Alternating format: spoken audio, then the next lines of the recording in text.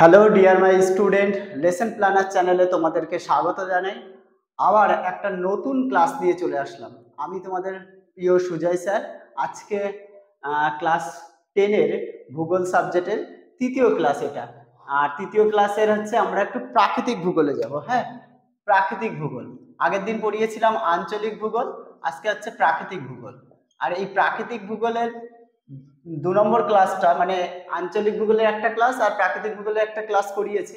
এবার প্রাকৃতিক ভূগোলের 2 নম্বর ক্লাসে হচ্ছে বহির্জাত প্রক্রিয়ারই নদীর কাজ ক্লাস আছে। আর তোমাদের বলেছিলাম বহির্জাত প্রক্রিয়ার 3টে কাজ তোমাদের পড়া আছে: নদীর কাজ, হিমবাহ, আর একটা হচ্ছে বায়ু। তার মধ্যে আজকে পড়াবো হচ্ছে নদীর কাজ। এবার বলি, নদীর কাজ পড়ার আগে সবার আগে শুনতে হবে হচ্ছে নদী কি। তোমরা তো জানো গঙ্গা নদী আছে, এই নদী আছে, ওই নদী আছে, অ্যামাজন আছে, সমস্ত নদীগুলোর নাম জানো, কিন্তু নদী কি এই জিনিসটা আগে সবার আগে জানা উচিত। নদী কি? নদী হলো কোনো উঁচু পার্বত্য অঞ্চল থেকে কোনো যদি জলধারা, সেটা যদি এরকম উঁচু কোনো পাহাড় আছে, এরকম উঁচু পাহাড় আছে, এই রকম পাহাড়ের মাথার থেকে কোনো যদি জলধারা ভূমির ঢাল মানে যে আমরা যে মাটি বা বসতি করি যেখানে, সেই ঢাল অনুসারে যদি বয়ে আসে এবং সেগুলো বরফ গলা জল হতে পারে, বৃষ্টির জল হতে পারে। বরফ গলা মানে পাহাড়ের মাথায় মাথায় যে বরফ থাকে, সেই বরফ গলা জল হতে পারে, বৃষ্টির জল হতে পারে, যে কোনো জল দ্বারা। বা আরেকটা জল হতে পারে, সেটা হচ্ছে উষ্ণ প্রস্রবণ হোক আর শীতল প্রস্রবণ হোক। প্রস্রবণ মানে হচ্ছে মাটির যে আমরা প্রতিদিন বৃষ্টি টিষ্টি হচ্ছে, সেই বৃষ্টির জল মাটির তলায় জমা হয়, সেটাই কোনো এক সময় ফোয়ারার মতো করে একটা নির্দিষ্ট টাইম অন্তর বা মাঝে মাঝে ওঠে, তাকে বলা হচ্ছে প্রস্রবণ। সেই প্রস্রবণের জল দ্বারা পুষ্ট হয়ে পাহাড়ি ঢাল বা মানে ভূমির ঢাল অনুসারে বয়ে এসে সমুদ্রে যদি এসে মেশে বা অন্য কোনো নদীতে এসে মেশে, তখন বা অন্য কোনো জলাশয়ে এসে মেশে, তখন তাকে নদী বলা হয়। ঠিক আছে? নদী আবার অনেক প্রকারের আছে। আগে নদীর ভাগগুলো একটু বুঝি। নদ আর নদী, যেরকম সিন্ধু, দামোদর, এগুলো নদ। অজয় নদ, নদী গঙ্গা, এগুলো গঙ্গা, ইছামতি, তারপরে আছে যমুনা, এগুলো নদী। এই নদী আর নদের পার্থক্যটা একটু বুঝতে হবে। নদী আর নদের পার্থক্য কি? এক কথায় পার্থক্য হচ্ছে নদ পুরুষ লিঙ্গ আর নদী হচ্ছে স্ত্রীলিঙ্গ। এই হচ্ছে পার্থক্য, কিন্তু ইংরাজিতে কোনো পার্থক্য নেই। রিভার, ইংরাজিতে কোনো পার্থক্য নেই রিভার। কিন্তু আরেকটা ভাবে অনেকে বলে, সেটা হচ্ছে নদ কোনোদিন ভাগ হয় না। যেরকম ভাগ হয় না মানে একটা এরকম একটা নদী চলে এসছে, নদী ভেঙে এরকম টুকরো হয়ে আর একদিকে পড়লো বা এরকম ভেঙে আর এক টুকরো হলো, এটা হচ্ছে নদ হয় না। আবার নদী কিন্তু এইরকম ভেঙে যায়, ভেঙে যায় মানে শাখা নদী হয়। ঠিক আছে? সেই জন্য নদের শাখা হয় না, নদীর শাখা হয়। আর নদীর আর শাখা মানে হচ্ছে মানে এর থেকে সৃষ্টি, অন্য একটা নদীর সৃষ্টি। সেরকম ভাবে নদের সৃষ্টি, নদের থেকে সৃষ্টি নেই। মানে পুরুষের থেকে যেরকম ছেলে মেয়ে হওয়া অসম্ভব ব্যাপার, মহিলা গর্ভের থেকেই হয়, ঠিক সেরকম ভাবে নদের থেকে কোনো শাখা সৃষ্টি হয় না, নদীর থেকে শাখা সৃষ্টি হয়। এটা নিয়ে কন্ট্রোভার্সি আছে। যাই হোক, আমাদের কাছে নদ মানে হচ্ছে পুরুষ লিঙ্গ আর নদী হচ্ছে স্ত্রীলিঙ্গ, এইটুকু মনে রাখলেই হবে। সিন্ধু নদ, দামোদর নদ, আর গঙ্গা, ইছামতি, যমুনা, এগুলো নদী। এটা মনে রাখলেই আমাদের কিন্তু হবে। যাই হোক, আর একটা জিনিস হচ্ছে নদীর জলের উৎসের উপরে ভিত্তি করে নদীকে দুটো ভাগে ভাগ করা যায়। জলের উৎস, একটা হচ্ছে নিত্যবহ নদী আর একটা হচ্ছে অনিত্যবহ নদী।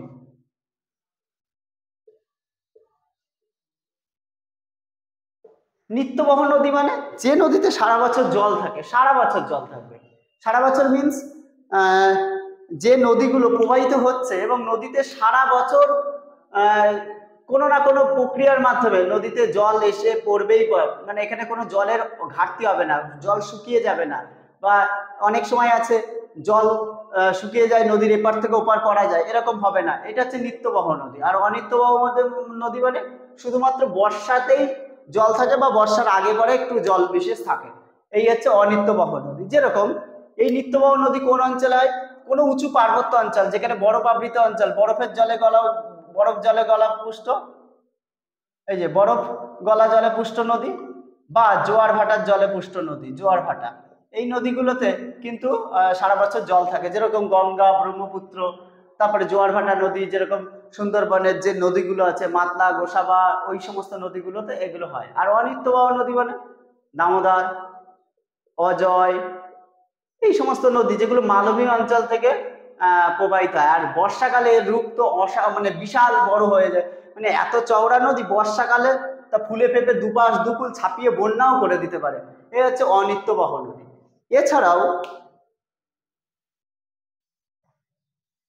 এছাড়াও নদীর আরো কিন্তু অনেকগুলো ভাগ আছে, সেই ভাগগুলো একটু বলে নিই। সেটা হলো নদীর ভাগ: শাখা নদী, উপনদী, অন্তর্বাহিনী নদী, এছাড়াও অন্তঃসলিলা নদী, অনেক রকম নদী আছে। তার মধ্যে এই তিনটে বলি। নদীর শাখা নদী মানে কোনো বড় নদী থেকে এরকম বড় নদী প্রবাহিত হচ্ছে, এই বড় নদীর থেকে একটা ছোট নদী বেরিয়ে গেল ভেঙে এটাকে, যেরকম গঙ্গার একটা শাখা নদী হচ্ছে, গঙ্গা যেরকম হিমালয় পর্বত থেকে, এরকম হিমালয় পর্বত থেকে বয়ে গেছে উত্তরাখণ্ড, উত্তরপ্রদেশ, তারপরে বিহার হয়ে পশ্চিমবঙ্গে প্রবেশ করে এখান থেকে পদ্মা নামে একটা শাখা বাংলাদেশে চলে গেছে, আর একটা শাখা ভাগীরথী নামে বে অফ বেঙ্গলে পড়েছে।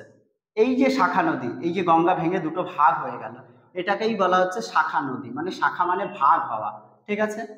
আর উপনদী মানে কোনো বড় নদী, এটা গঙ্গা তো বড় নদী, এই বড় নদীতে কোনো ছোট নদী এসে মিশলে তাকে উপনদী বলে। এই এখান থেকে ধরো যমুনা বেরিয়েছে, যমুনা বেরিয়ে হচ্ছে দিল্লি হয়ে, আগ্রা হয়ে প্রয়াগরাজ মানে এলাহাবাদ উত্তরপ্রদেশে এসে এখানে মিশেছে। এই বড় নদীতে কোনো ছোট নদী এসে মিশলে তখন তাকে উপনদী বলা হয়। তাহলে উপনদী, শাখা নদী। আর অন্তর্বাহিনী মানে দেশের মধ্যেই যে কোনো জায়গায় উৎপন্ন হয়ে দেশের মধ্যে কোনো জলাশয়ে পড়বে তাকে অন্তর্বাহিনী নদী বলে। যেরকম কথার কথা বলছি লুনি নদী। লুনি নদী রাজস্থানে এরকম হিলি এরিয়া আছে, এই হিলি এরিয়ার থেকে উৎপন্ন হয়ে নদীটা রাজস্থানের মরুভূমির মধ্যে দিয়ে গিয়ে গুজরাটের কাছে কচ্ছের রণে গিয়ে পড়েছে। দেশের মধ্যেই উৎপন্ন হয়ে দেশের মধ্যে কোনো জলাশয় বা নদীতে কিংবা কোনো জায়গায় এসে জলাশয় এসে মিশেছে, সেটাই হচ্ছে অন্তর্বাহিনী নদী। অন্তর্বাহিনী নদী অনেকগুলো আছে, লুনি নদী আছে, ইম্ফল আছে, ঘাগর আছে, হ্যাঁ, এরকম অনেকগুলো নদী আছে, আমাদের এগুলো কিন্তু একটু পড়তে হবে। তাহলে নদী কি, নদী শাখা নদী কি, উপনদী কি, তারপরে হচ্ছে নিত্যবহ, অনিত্যবহ, এই সমস্ত নদীগুলো কিন্তু বা নদীর সমস্ত কিছু কিন্তু আমি বলে দিলাম। আর এই নদীর কাজ আমি কিন্তু একদিনে ক্লাসে করাবো না, দুটো ক্লাস কিন্তু করাতে হবে আমাকে, ঠিক আছে। তাই নদীর কাজে এটা হচ্ছে ফার্স্ট পার্ট, এটা মানে নদীর কাজ ফার্স্ট পার্ট, এটা বলে নিলাম।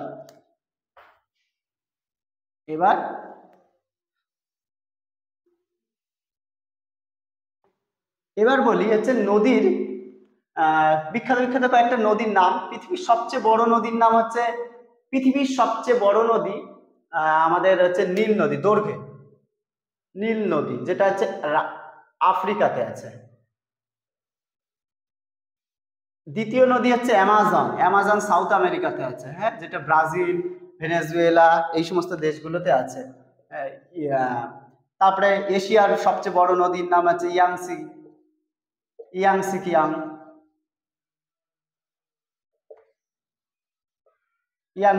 আর এটা হচ্ছে দক্ষিণ আমেরিকা। তারপরে আমেরিকা যুক্তরাষ্ট্রের মিসিসিপি, মিসৌরি, অস্ট্রেলিয়ার আছে হচ্ছে মারে ডার্লিং, হ্যাঁ, তারপরে ভলগা আছে ইউরোপের। এরকম বড় বড় নদী কিন্তু পৃথিবী জুড়ে কিন্তু আছে। আর নীল কিন্তু নদী না, ওই যে বললাম নদ আর নদীর পার্থক্য, এটা মাথায় রাখবে। আর আরেকটা জিনিস এখানে বলে নি, একটা ইনফরমেশন, সেটা হচ্ছে অ্যামাজন জলপ্রবাহে পৃথিবীর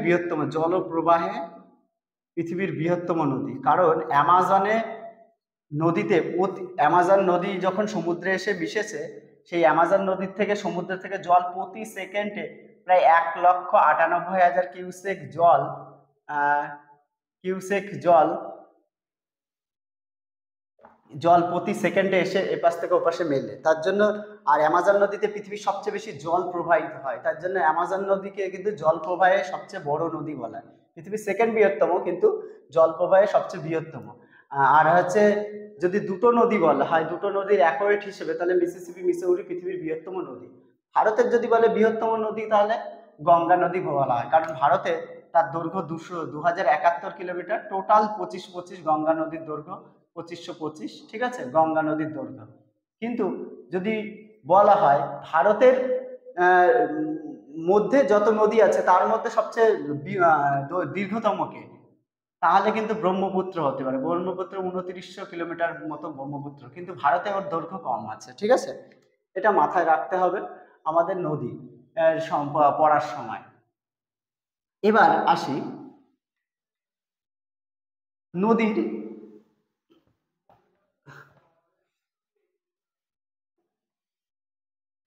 নদীর উৎস, মোহনা, এই সমস্ত কিছু, মানে নদীর যে ভাগগুলো, মানে নদী কি জিনিসটা।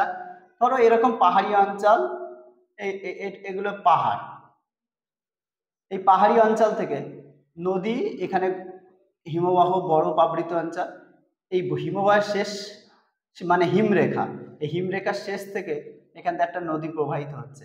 এই যে যেখান থেকে নদী শুরু হয় তাকে বলা হয় নদীর উৎস বা সোর্স। হ্যাঁ, নদী এখানে গিয়ে সমভূমি মরুভূমি গিয়ে সমস্ত অঞ্চল গিয়ে এখানে এসে সমুদ্রে মিশল, একে বলা হয় হচ্ছে মোহনা।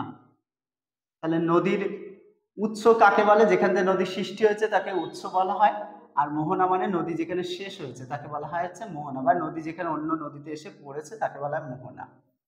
আর একটা জিনিস বলি, সঙ্গম কি জিনিস? সঙ্গম, একটা নদী এরকম প্রবাহিত হচ্ছে এরকম ভাবে ভূমির ঢাল অনুসারে, কোনো দিক থেকে হঠাৎ করে আর একটা নদী এসে এইখান থেকে এরকম ভাবে এসে এই নদীতে এখানে মিশলো, একে বলা হচ্ছে সঙ্গম। দুটো নদীর মিলন ক্ষেত্র, দুটো নদীর মিলনকে সঙ্গম বলে, মিলনকে বলা হয় সঙ্গম। এরকম কোথায় আছে?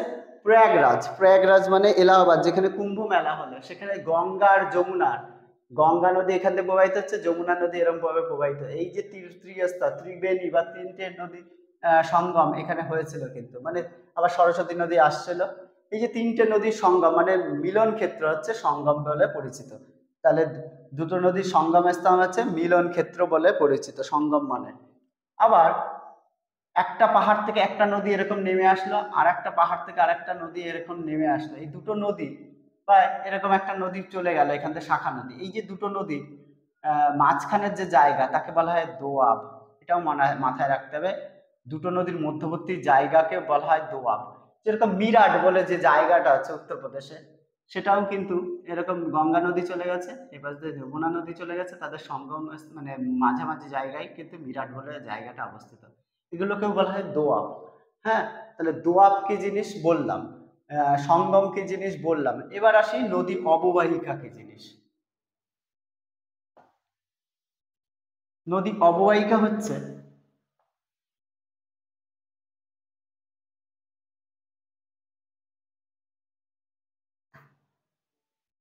এখানে সমুদ্র,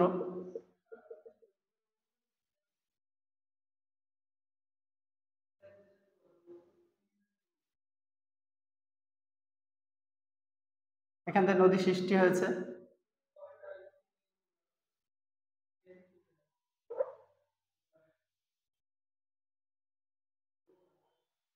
এইটা মোহনা, এটা উৎস, এটা মোহনা।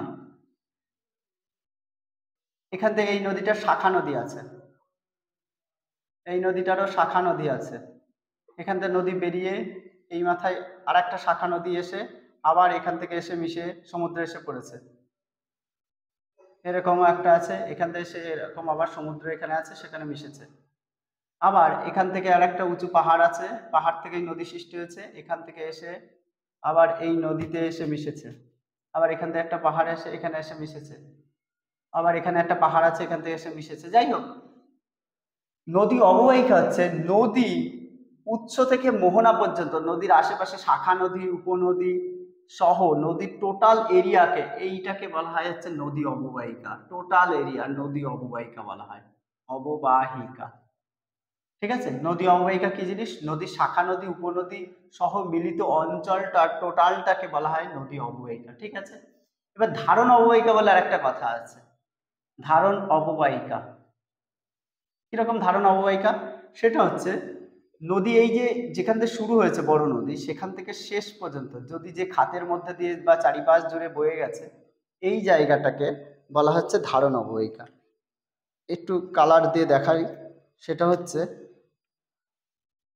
নদী, এই যে মূল নদী, এই যে খাতের মধ্যে দিয়ে বয়ে গেছে, এই যে নদীর মূল নদী, তার আশেপাশের অঞ্চলগুলোকে বলা হয় হচ্ছে, টোটালটাকে বলা হচ্ছে ধারণ অববাহিকা। ঠিক আছে? আর নদী খাত বলে আরেকটা কথা আছে। নদীর উৎস থেকে শেষ পর্যন্ত, নদীর উৎস থেকে শেষ পর্যন্ত নদী যে খাতের মধ্যে দিয়ে বয়, এই যে খাত, এই খাতের মধ্যে দিয়ে বয়, একে বলা হচ্ছে নদী খাত, নদী খাত বলা হচ্ছে। তাহলে ধারণ অববাহিকা, অববাহিকা, নদী অববাহিকা, এই সমস্ত কিছু গেল, এগুলো সব নদীর কিন্তু টার্ম। এগুলো কিন্তু শর্ট কোশ্চেনেও কিন্তু দিতে পারে, 2 নম্বরের কোশ্চেনে ধারণ অববাহিকা দিতে পারে বা নদী অববাহিকা কিন্তু আমাদের প্রশ্ন দিতে পারে। ঠিক আছে?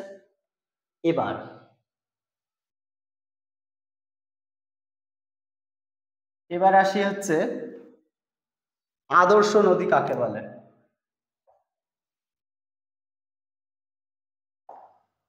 আদর্শ নদী, আদর্শ নদী কোনো উঁচু পাহাড়ি অঞ্চল থেকে কোনো নদী সৃষ্টি হয়, জানি আমরা। এরকম পাহাড়ি অঞ্চল আছে, এরকম পাহাড়ি অঞ্চল আছে, নদী এখান থেকে এইখান থেকে সৃষ্টি হলে নদী এখান থেকে আসছে, প্রবেশ করছে, করতে করতে করতে করতে এই জায়গায় এসে নদী উচ্চ অববাহিকা মানে উচ্চ গতি শেষ, পাহাড়ি অঞ্চলের ঢালে উচ্চ গতি শেষ, এখানে এসে এখান থেকে এইটুকু হচ্ছে মধ্যগতি, সমভূমিতে প্রবেশ করার পরে যেখানে একটু ঢাল বেশি সেটা হচ্ছে মধ্যগতি, এটা হচ্ছে উচ্চ গতি, এই পর্যন্ত শেষ। মানে পাহাড়ি অঞ্চলের নদীর গতিটাকে উচ্চ গতি বলে, যেখানে নদী পুরো আছে প্রবাহিত হয় খাড়া ঢাল বরাবর, পাহাড়ি অঞ্চলকে কভার করে আসে। এখান থেকে একটু যেখানে নদী একটু ঢাল আছে সেই অঞ্চলে, মানে একটু বেশি ঢাল আছে, মোটামুটি উঁচু পার্বত্য অঞ্চল, এর থেকে একটু কম ঢাল কিন্তু এখানে ঢাল আছে এবং সমভূমিতে পড়ে গেছে, তাকে মধ্যগতি বলে। আর একেবারে নদী যেখানে অল্প ঢাল একেবারে নিম্নভূমিতে এসে মিশেছে, তাকে বলা হচ্ছে নিম্নগতি। আর তারপরেই সমুদ্রে মেশে। এই যে নদীর এই 3টে গতি আছে, উচ্চ গতি, মধ্যগতি এবং নিম্নগতি, তাকে বলা হয় আদর্শ নদী। আদর্শ নদী, তাকে বলা হয় কি? আদর্শ নদী। ঠিক আছে? তাহলে আদর্শ নদী কাকে বলে, এটাও একটা পরীক্ষায় প্রশ্ন দেবে। উচ্চ গতি, মধ্যগতি, নিম্নগতি, এই 3টে গতি যে নদীতে আছে তাকে বলা হয় আদর্শ নদী। আর এই আদর্শ নদী ভারতের একটা উদাহরণ হচ্ছে গঙ্গা, সিন্ধু, ব্রহ্মপুত্র। হ্যাঁ, এগুলো গঙ্গা, ব্রহ্মপুত্র, সিন্ধু, এই সমস্ত হচ্ছে আদর্শ নদী ভারতবর্ষে। ঠিক আছে? তাহলে আদর্শ নদী কি জিনিস গেল আমাদের। এবার আসি, জলচক্রে কিন্তু নদীর একটা বড় ভূমিকা আছে। আর আগের দিন বলছিলাম পড়াতে পড়াতে, সেটা হচ্ছে নদী কিন্তু জলচক্রে কেন, পৃথিবীর যত ভূমিরূপ, এটা তো আমরা বহির্জাত প্রক্রিয়া পড়ছি, আর বহির্জাত প্রক্রিয়া কিন্তু ভূমিরূপের পরিবর্তনটা দেখাচ্ছে, মানে একে বলা হয় ইংরেজিতে বলে জিওমরফোলজি, ভূমিরূপ বিদ্যার মধ্যেই পড়ে। এই ভূমিরূপ বিদ্যায় পৃথিবীর উপরিভাগের অঞ্চলের উপরিভাগের ভূমিরূপের কিন্তু পরিবর্তন হয়। হ্যাঁ, উপরিভাগের ভূমিরূপের পরিবর্তন হয়, আর সেই উপরিভাগের ভূমিরূপের পরিবর্তনে পৃথিবীতে সবচেয়ে বেশি কাজ করে হচ্ছে নদী। 70% অঞ্চল জুড়ে কিন্তু এই নদী পৃথিবীর ভূমির উপরিভাগের কিন্তু ভূমিরূপকে পরিবর্তন, মানে ভাঙা চোরা করে নতুন ভূমিরূপ তৈরি করাতে কাজ করে কিন্তু। এই জন্য সবার আগে কিন্তু আমরা এই যত প্রাকৃতিক শক্তি বলি, প্রাকৃতিক শক্তির ফলে ভূমিরূপের কাজ বলি, সেটা কিন্তু নদীর কাজটা কিন্তু আগে পড়ি। ঠিক আছে? আর নদী জলচক্রে কিন্তু একটা নদীর অংশগ্রহণ আছে, কিন্তু জলচক্রে নদীর অংশগ্রহণ কি জিনিস? প্রতিদিন আমরা তো জানি প্রতিদিন বৃষ্টিপাত হয়, প্রতিদিন হয় কোনো না কোনো জায়গায়, যেরকম নিরক্ষী অঞ্চলে প্রতিদিন বৃষ্টি হয়, ঠিক একই ক্ষেত্রে বৃষ্টিপাত প্রতিনিয়ত হচ্ছে কোনো না কোনো জায়গায়, বা আমাদের এখানে বর্ষাকালে বৃষ্টি হয়। এই বৃষ্টির ফলে যে জলরাশি, সেই জলরাশির একটা স্টোরেজ কিন্তু নদীর মধ্যে আসে। ঠিক আছে? একটা স্টোরেজ কিন্তু নদীর মধ্যে আসে। পৃথিবীর মোট মিষ্টি জলের 0.03% কিন্তু এই নদীতে থাকে। এবার এই নদীর জল দিনের কোনো সময় সূর্যের তাপে শুকিয়ে যায় না, অ্যাকচুয়াল বাষ্পীভূত হয়। এই বাষ্পীভূত হয়ে জল আবার হচ্ছে মানে আমাদের মহাশূন্যে বা আকাশে যায়, সেখানে গিয়ে ঘনীভবনের মাধ্যমে আবার মেঘ হয়, মেঘের ফলে বৃষ্টিপাতের আমাদের সূত্রপাত হয়। ঠিক আছে, শুধু নদীর সঙ্গে সঙ্গে নদী না, নদী, নালা, সমুদ্র, এমনকি ভৌম জল, কৈশিক জল,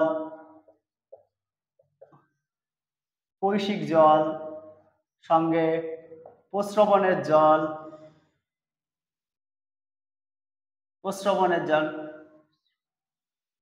ঠিক আছে, সবকিছুর জল কিন্তু হচ্ছে সবকিছুর জলই কিন্তু বাষ্পীভূত হয়ে আবার মহাশূন্যে যায়, সেখানে গিয়ে ঘনীভবনের ফলে মেঘের ফলে মেঘ ঘনীভূত হওয়ার পরে আবার সেগুলো বৃষ্টিপাত হিসেবে আমাদের কিন্তু পড়ে, আবার সেইখানটাতে নদী, এরকম। তাহলে একটা জলচক্র কাজ করে, সেই জলচক্রের মাধ্যমে কিন্তু একটা অংশ কিন্তু আমাদের নদী। তাহলে নদী কিন্তু জলচক্রের অংশ হিসেবে নদীর কাজ কি, এটাও কিন্তু আমাদের পরীক্ষায় কিন্তু দিতে পারে যে জলচক্র হিসেবে নদীর কাজ কি।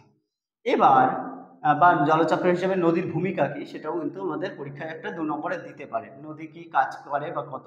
পৃথিবীর মিষ্টি জলে 0.03%। এছাড়াও পৃথিবীর মিষ্টি জলে প্রচুর পরিমাণে মাছ হয়, সেই মাছেরও কিন্তু অনেক অংশ কিন্তু নদীর মধ্যেই সীমাবদ্ধ থাকে, নদী, পুকুর বা হ্রদের মধ্যে সীমাবদ্ধ থাকে। যাই হোক, এগুলো আমার পড়ানোর পরে আমার এবার একটু নদীর কাজে পড়াই। নদীর কাজ অ্যাকচুয়াল যেগুলো আমাদের সিলেবাসের আছে, নদীর কাজ 3টে। নদীর কি কাজ আছে? 3টে কাজ। কি? প্রথম হচ্ছে কাজ হচ্ছে, নদীর 3টে কাজের মধ্যে প্রথম কাজ হচ্ছে ক্ষয় করা, বহন করা, সঞ্চয় করা। ঠিক আছে, তাহলে নদীর 3টে কাজ কি? ক্ষয় করা, বহন করা, সঞ্চয় করা। ঠিক আছে, তাহলে ক্ষয়, বহন, সঞ্চয়, এটা নদীর 3টে কাজ। আর যে নদীর এই 3টে কাজ দেখা যায় সেটাও আদর্শ নদী। কি করে হলো? ক্ষয় করে নদী উচ্চ গতিতে, বহন করে নদী মধ্য গতিতে, নিম্ন গতিতে কিছুটা, আর সঞ্চয় করে নদী নিম্ন গতিতে।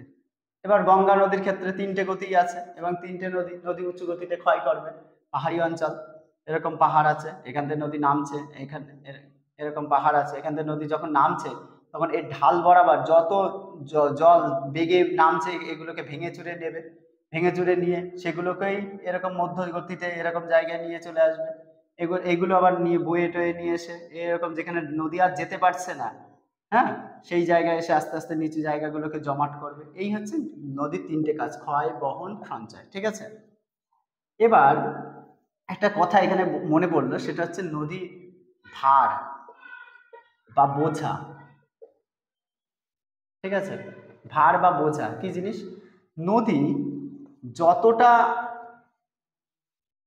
জিনিসপত্র সঞ্চিত, এই যে বহিত জিনিসপত্র যতটা বয়ে নিয়ে যেতে পারে, দিয়ে সঞ্চয় করে, বা নদী যতটা এই যে উচ্চ গতিতে ক্ষয় করলো, ক্ষয়িত পদার্থগুলো এখানে বহন করলো, বয়ে নিয়ে সঞ্চয় করলো, এই যে নদী যত জিনিসপত্র বয়ে নিয়ে গিয়ে বা নদীর মধ্যে থাকে, নদী সেগুলোকে নিয়ে সঞ্চিত করে, টোটালটাকে ক্ষেত্রে নদীর বোঝা বা ভার বলে। নদী কতটা ভার বহন করে, যেরকম আমাদের এক একটা লরিতে ধরো 5 টন জিনিস ধরবে, সেইটাকে নদীর লরির বহন ক্ষমতা বলা হয়। ঠিক এক্ষেত্রে নদীর ভার বা বোঝা মানে নদী কতটা জিনিসপত্র ভেঙে নিল, সেটা বয়ে নিয়ে সঞ্চিত করলো, এই টোটালটাকে নদীর ভার বা বোঝা বলা হয়।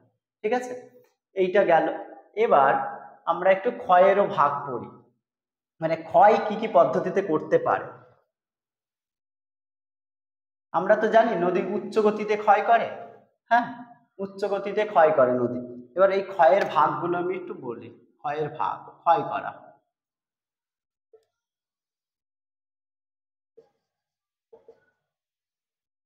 ক্ষয়ের ভাগগুলো কি? জলপ্রবাহ ক্ষয়, দ্রবণ ক্ষয়, অবঘর্ষ ক্ষয়,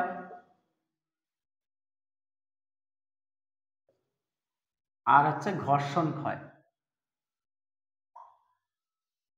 অবঘর্ষ ক্ষয় হচ্ছে ঘর্ষণ ক্ষয়। তাহলে নদীর ক্ষয় অপকার, ক্ষয় করে নদী 4 ভাবে। একটা জলপ্রবাহ ক্ষয়, মানে নদী উঁচু পাহাড় থেকে, এরকম পাহাড়ি অঞ্চল থেকে যখন আসছে, এই যখন আসছে তখন এইটা ঢালটা খাড়া হওয়ার জন্য এরকম পাহাড়ি অঞ্চল, এরকম বড় পাহাড় আছে, পাহাড় থেকে নিচে নামছে, ঢাল খাড়া হওয়ার জন্য এখানে যত ছোট ছোট বোল্ডার পাথর আছে সবগুলোকে ভেঙে দেয় এবং জলের আঘাতে এবং নদীর তার আশেপাশের জায়গাগুলোকে, নরম জায়গাগুলোকে ভেঙে ভাঙতে ভাঙতে ভাঙতে ভাঙতে আসে। এইটাকে বলা, এই ধরনের ক্ষয়কে বলা হয় জলপ্রবাহ ক্ষয়। মানে যেহেতু নদীর উঁচু জায়গায় কিন্তু খাড়া ঢাল হবে, সেটা কিন্তু নিচে নামবে কিন্তু অনেক মানে কি বলে নাম, নিচে নামবে কিন্তু অনেক বেগে, এবং বেগের হলে ক্ষয়টাও কিন্তু একটু বেশি হবে। ঠিক আছে, এবার দ্রবণ ক্ষয় কি জিনিস? নদীর জলের মধ্যে অম্লতা আছে, অম্লতা মানে অ্যাসিড বা টক জাতীয় যেটাই বলি না কেন, এই অম্লতার জন্য বা ওই নদীর মধ্যে ছোট ছোট টুকরো বা যাই কিছু ওগুলো হচ্ছে বিয়োজিত এবং দ্রবীভূত হয়। যেরকম যদি এখানে চুনা পাথর থাকে, চুন থাকে, এবার নদীর জলের সঙ্গে এই চুন থাকলো, চুন ওই নদীর জলের সঙ্গে দ্রবীভূত হয়ে বা বিয়োজিত হয়ে নদীর জলের মাধ্যমে ক্ষয়িত হয়ে যাবে। ধরো কাস্ট ভূমিরূপ অঞ্চলগুলো যেগুলো আছে আমাদের ভাইজাকের দিকে, আরাকু ভ্যালিতে আছে, ওই কাস্ট ভূমিরূপ অঞ্চলগুলো, এবার সেগুলো চুন, তো চুন জাতীয় পদার্থ ওই নদীর যে জলের অম্লতার দরুন বিয়োজিত দ্রবীভূত হয়ে গলে গিয়ে ক্ষয়ে যাবে, ওই জায়গাটায় আর ওই চুন জাতীয় পদার্থ থাকবে না, তাহলে ওই জায়গাটা ভেঙে ক্ষয়ে গেল। 2 নম্বর হচ্ছে অবঘর্ষ। অবঘর্ষ মানে নদী এই যে বড় বড় পাহাড়কে ভেঙে ছোট ছোট টুকরো টুকরো পাথরে পরিণত করে দেয়। এই পাথরগুলো এরকম ছোট ছোট পাথর বা বোল্ডারে পরিণত, এই পাথরগুলো কি করে, একে অপরের, এরকম পাথর তো, এরকম পাথরগুলো একে অপরের সঙ্গে ধাক্কা খায়। এই পাথরগুলো একে অপরের সঙ্গে বলছি কেন, পাথরগুলো এরকম থাকে, এগুলো নদীর তলদেশে এই জলের আঘাতে এই পাথরগুলোর সঙ্গে নদীর তলদেশ এরকম মানে ধাক্কা খায়। এই ধাক্কা খাওয়ার ফলে এই যে ক্ষয়টা হয়, একটা পাথর আর একটা পাথরের সঙ্গে গুঁতো হয়ে, মানে জল এখান দিয়ে আঘাত করছে, এর মারছে, এই গুঁতো খেয়ে এগুলোকে ভেঙে যাচ্ছে, এটা হচ্ছে অবঘর্ষণ ক্ষয়। আর ঘর্ষণ ক্ষয় হচ্ছে নদীর মধ্যে যে পাথরগুলো এরকম বোল্ডার, ছোট ছোট বোল্ডার এরকম হয়, বোল্ডারগুলো পড়ে গেল, এই বোল্ডারগুলো নিচে মাটি আছে তো জলের তলায়, সেই মাটির সঙ্গে বারবার আঘাত খায়, আঘাত খেয়ে খেয়ে খেয়ে খেয়ে ছোট ছোট গর্ত মতো তৈরি করে দেয় এবং গর্তের মধ্যে ভাঙচুর করে, ভেঙে নতুন ক্ষয় করে, সেটাকে বলা হচ্ছে ঘর্ষণ। এই হচ্ছে নদীর ক্ষয় করা, জলপ্রবাহ ক্ষয়, দ্রবণ ক্ষয়, অবঘর্ষ ক্ষয় আর ঘর্ষণ ক্ষয়। এবার আসি বহন। বহন কি কি পদ্ধতিতে হতে পারে?